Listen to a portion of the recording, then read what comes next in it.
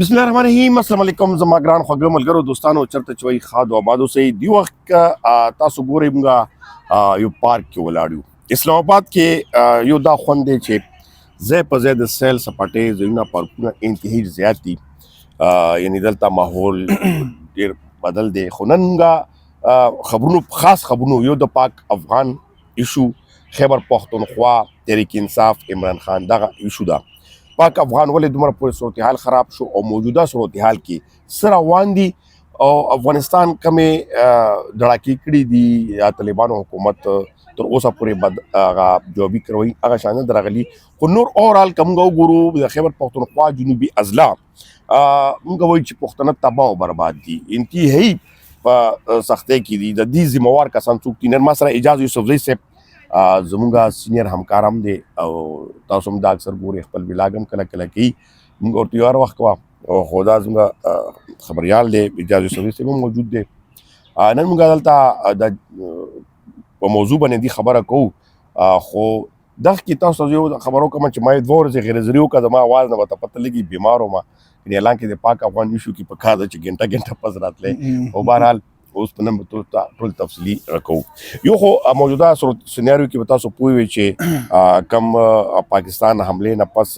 بیا په چیک پوسټونو باندې او بیا اوس مختلفو ځایونو کې حملې په بنو کې یو ځای بل ځای دا ټوله ټیکونه هم روان دي او چونکې ټي ټي پي ده تحریک طالبان دي بل طرف ته افغان طالبان چې یو پاکستان ملګری وو لکه دلته نه تلل هلته کې هغه حکومت جوړول ډېرې خوشرنې هم شوي وي اوس په دې مینس کې کنفیوژن ډېر غټ جوړ دی چې کېږي بس بهرحال اجاز یو خو که ګورې تازه صورتحال باندې بنو واقعیت ماته ووایه چې هلته ترهګرۍ پیښې او دغه شانتې ډي خان ټانک بیا دا موږ ټول بیلډ چې کم دی لږ مختصر هغه کې ووایه چې بیا نور مخته ځو بالکل ډیره مننه اشفاق منګس صاحب خبره به وکم نن چې کوم ریسنٹ واقعات شوي دي د پاکستان کې خصوصا جنوبي اضلاعو کې د خیبر پختونخوا ضلع بنو کې او لکی مروت کې باجوړ کې 13 ورځ څلور هم پولیس اهلکار سپیشل پولیس اهلکار هغه باجوړ کې شهیدان شو نن چې کوم دی درې رونه پولیس دوه پکې پولیس والو یو د هغوی یو بل سرکاري ملازم ورو بیګا تراو په ټایم کې ټیرریسټ راغلي دي درې مړی اوچت کړي دي د یو پته نه لګي او دوه نن د شهیدانو مړي چې کوم دی راغلي دي نو دا صرف د یقینا چې په خبرونو کې دا کور کړي دي خو د دې چې کوم یاد دهاني وه هغه ما صرف د دې لپاره ورکوله چې خیبر پختونخوا هغه شان یعنی د 2007 نه بځې اگر چې د هغې نه مخکې دا معامله شروع شوې ده خو د 2007 نه چې کوم د دهشتګردۍ په اور کې دا صوبه سوځي خو هغه شانتې سچویشن ماته نن سبا ښکاري نو خبره دا ده چې نه صرف دا د صرف د خیبر پختونخوا بلکې چې کوم د خیبر پختونخوا چې کوم بالایي برخې دي باجوړ چې کوم دی زه به ذکر وکړم هلته هم دا معاملات روانې دي نو یقینا په دې وخت کې زموږ چې کوم پالیسي میکرز دي هغوی له به په دې باندې ډېر خو بل زه دا وایم اجاز په شاړو ټکو کې به وایو که نه نو چې دغه پختونخوا کې څو صورت دهشتګرد به وي په لکونو خلک آباد دي دا که دوی ته هم پرېږدي سیکورټي فورس والله دا پخپله هم ختمولی شي خو بهرحال اوس خو خلک هم ډېرو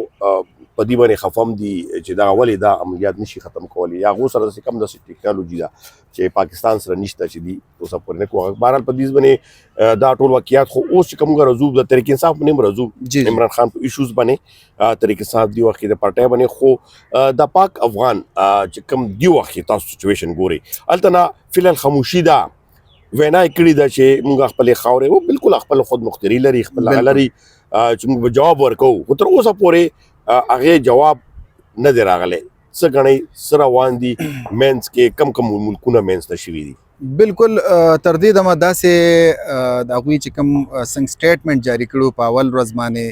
چې کوم سټرایک کړو پاکستان او د پرون چې کوم سټیټمنټ د هغوی چې کوم حکومتي ترجمان دی د افغانستان هغه جاري کړو نو هغه میګنیچیوډ کې موږ ته داسې رد عمل په نظر رانغی خو پرون په بارډر باندې اگر چې فورسز ترمنځ چې کوم هغه ټک ټوک دی اسکریمشز دي هغه ضرور مخې ته راغلي دي او هلته هم پکې سلک ډېر د نقصان اورېدو اطلاعات دي خو بهرحال مجموعي په هغې کې داسې غټ نقصان مخې ته نه دی راغلی خو بل ته نقصان خو دا دی چې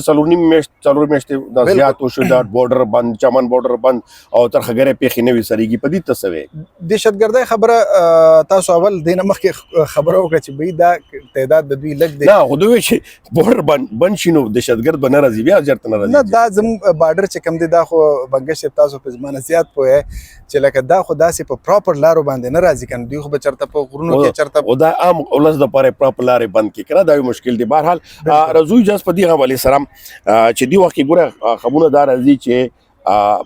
ترک صدر هم په دې کې خپل وینا کړې ده، انوالو شوی دی، سعودیا هم قطر ګورنمنټ هم دغه شخړې کې. خو بل طرف ته امریکا غواړي چې دغه هلته کې کرویو کې روس هم خپل بیا یو ځل افغانستان سره تعلقات خراب کړي دي، هغې هلته کې چینجنګ غواړي. تاسو ته پته وي چې هلته کې شمالي اتحاد یا دغه شانتې نور اوازونه هغه باندې بیا چېرته راځو. خو بهرحال دې پرې تاسو موږ اپډېټ درکړو چې دا دوه ورځې غیر زره هم او لږ ټینشن ماحول هم جوړو. او بل دا فیسبوک باندې یا ټویټر اکاونټس دغه باندې چې کومه نفرت خورونکو کسان ګورو، ډېر افغانان شته لکه افغانستان چې پاکستان سره یا هغه شانتې هغې ډېر زیات یو ایکسټریمیسټ ته ځي، دغه شانتې پاکستان والا هم شته. موږ نه غواړو ولې چې دا زموږ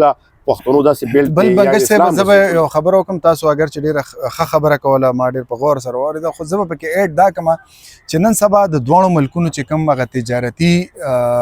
زمونږ هغه معطلي ده، تجارت معطلي ده، نو بلیونز اف ډالر یعنی تقریبا 2-3 اربه ډالر د دې تجارت په مد کې د دواړو ممالکو ته نقصان دی. نو زه وایم که چېرته خرلاچي یا چې کوم دی غلام خان بارډر یا بابي دوست چمن یا زموږ د غټ تورخم کراسینګ پوینټ چې کوم دی که دا کولو شي او دې له صحیح طریقې سره مطلب موډرنایز کړی شي، اول خو د امن بنیادي خبره ده چې امن